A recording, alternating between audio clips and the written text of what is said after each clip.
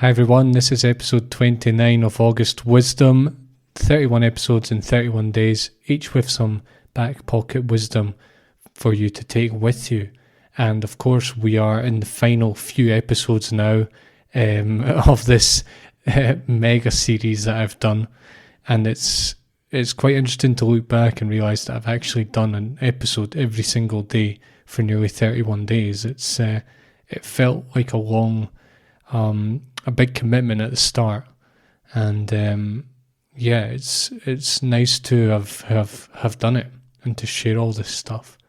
So today we're going to be talking about how higher stages look weird to lower stages. Welcome to the Deep Psychology Podcast. I'm your host, Ross Edwards, author, coach, and podcaster. We cover deep insights into your psychology, helping you grow in psyche and spirit. Make sure to subscribe to Deep Psychology on Spotify or Apple to stay up to date. You can also visit the website deep-psychology.com, visited by tens of thousands of people every month for lots of free resources. If you want to go deeper with this work, you might like to do coaching with me. Head to the website for more details. It's time for today's episode. So what am I talking about here when I say that higher stages look weird to lower stages? What I'm talking about are the levels of consciousness. And I'll use this term in a very general way. We develop in many different areas, not just one. We develop in many different areas. So I'm just going to be using the term in a general way to illustrate a general point, but then you can apply this to more specific cases, and I'm going to give you a specific example very soon of how this works. In general, what this means is that when people at a lower stage of consciousness look at someone at a higher stage of consciousness, they just typically look weird. You know, the lower person at a lower stage doesn't look at a person at the higher stage and say, oh, they're higher, and I can see that they understand the world more than I do, or that their behaviour is greater or better than mine, or anything of the sort. They just look weird, right? And knowing this is very useful when you notice that other people just seem to misunderstand you completely. They just don't comprehend where you're coming from, and they seem to want to drag you down. It's because of this, quite simply, because you look weird to them.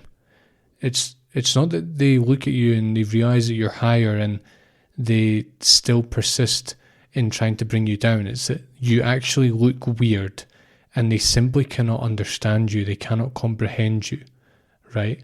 So to me, this just takes a lot of the edge off. You know, it stops you getting involved with conflicts, and it helps you realise it's not really anything personal against you. It's actually that person and their own level of consciousness, and they probably treat other people who differ from them in a similar way to you in the same way that they treat you.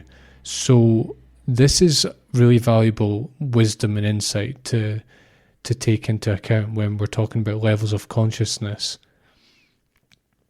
I'm going to give you an example that's been very pertinent in my life the last nearly 10 years, and it's with diet and sort of the moral aspect of diet. So in 2017, this was not long after I got into meditation and personal development and all the rest of it, so it kind of coincided in a way. I basically decided to turn vegan, and it wasn't overnight, but it was not far away from being overnight. I remember I'd started to investigate a little bit, and I'd kind of heard bits and pieces, in the personal development world and with studying Buddhism a little bit and all the rest of it.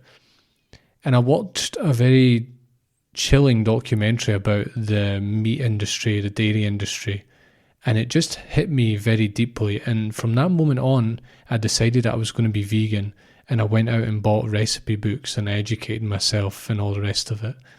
And quite quickly I adopted that, and I've been faithful to that ever since. And what I've kind of realised recently, and I've remembered, is that so when I look back at myself and my life, consuming dairy and consuming meat on a very regular basis and not really thinking anything of it, I basically see myself as blissfully ignorant. I was consuming these things and I wasn't even thinking at all about where they came from and what actually had to happen for me to be sitting here eating my steak or drinking my milk or whatever it is. I simply did not think about it. I just enjoyed it. And I just talked about these things as though they were normal, like a chicken breast or a piece of lamb or a steak or whatever it is, just as though they were like inanimate objects, right? So I look back and I kind of see myself as blissfully ignorant. Like I was so ignorant I didn't even realise I was ignorant of what was, of what I'm aware of now. And I don't say that to criticise meat eaters. I'm just being honest about my own state of consciousness before I was a vegan, right? However, when I was a meat eater, I was also ignorant of veganism in a more conscious way because I basically saw vegans and vegetarians as weird. This is exactly what I'm talking about. People at higher stages always look weird to people at lower stages. And back then I was at a lower stage of consciousness in terms of my, let's call it food awareness or my food morals, I suppose you might say. I'm sure there's a better way to express it, but I can't think of one right now. I was at a lower level of consciousness. And what did I do? I didn't look at vegetarians and vegans and think, okay, they actually have a higher moral sense. They're aware of more than I am. And they're willing to fight for something that I am not. I didn't see that. I actually looked at them and thought they were weird. I thought they were sort of tree huggers. I thought they were all skinny and, like health freaks.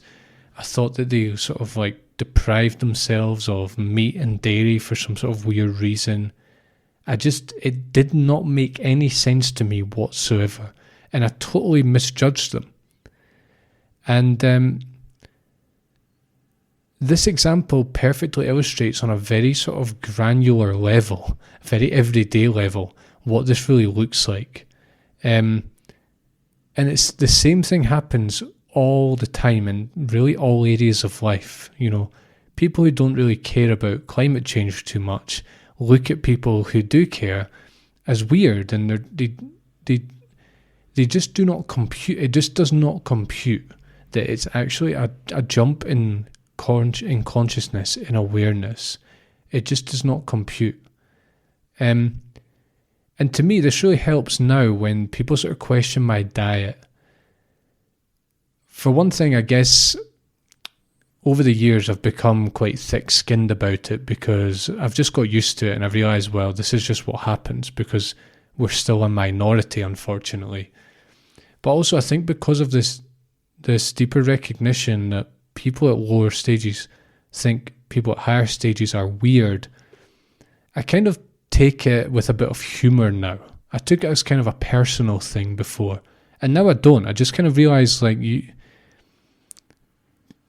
it's simply a lack of awareness, and my job is not to really talk them out of it. If they ask questions, I'm going to answer, and I'm going to be honest, and I might say things that offend people or that show them sort of their own ignorance, but at the same time I don't really get triggered by it too much. I guess I do when people get very arrogant about it, and they get arrogant about their own ignorance. That is quite annoying. But overall, I feel like I've realised this deeper point that people at lower stages think people at higher stages are weird, and I just realised that is what it is. And I realised that they're not going to accept me and they're not going to understand. They're going to question me because they actually see that, they actually think I'm weird, right?